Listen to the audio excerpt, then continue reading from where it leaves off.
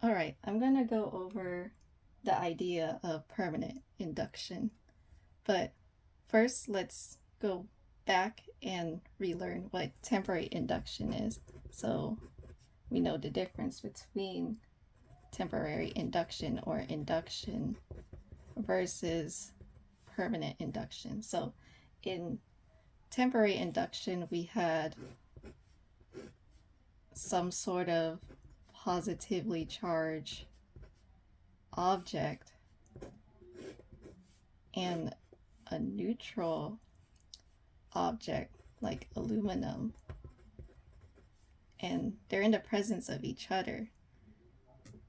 But the net charges of aluminum here does not change. Instead, inside the charges rearrange itself like this.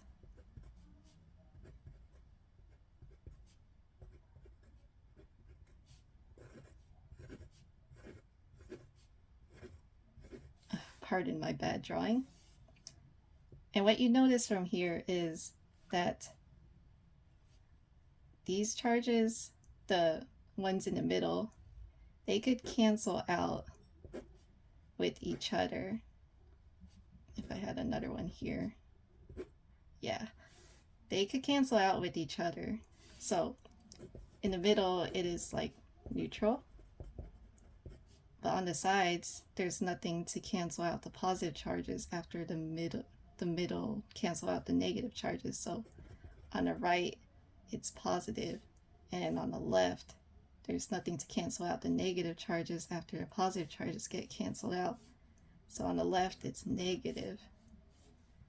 So we end up with a rearrangement of charges like this in the presence of a positively charged object like a plastic rod. And then with temporary induction, if you were to remove that plastic rod, the charges will go back to how they were before originally. That's temporary induction.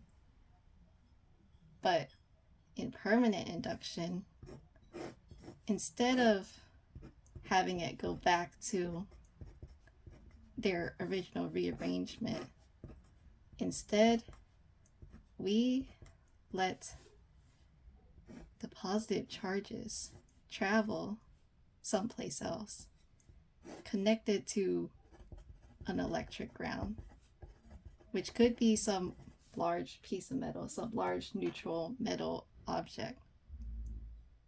And what happens here is it's not that the positive charges move down per se. It's more like the electrons here, which move the atom, go up, and they neutralize this whole section, so all the positive charges.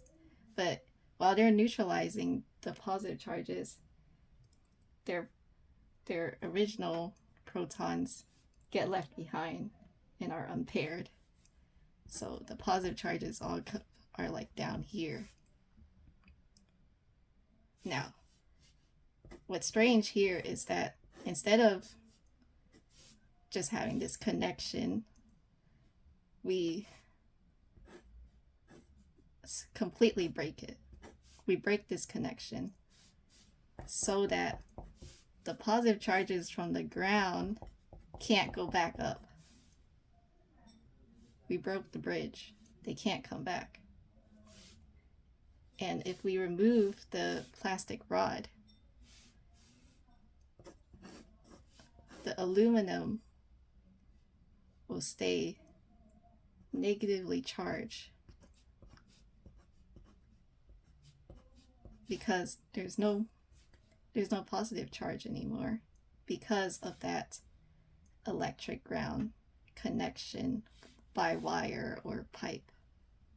So the final result is this positive charge object makes the other object negative permanently.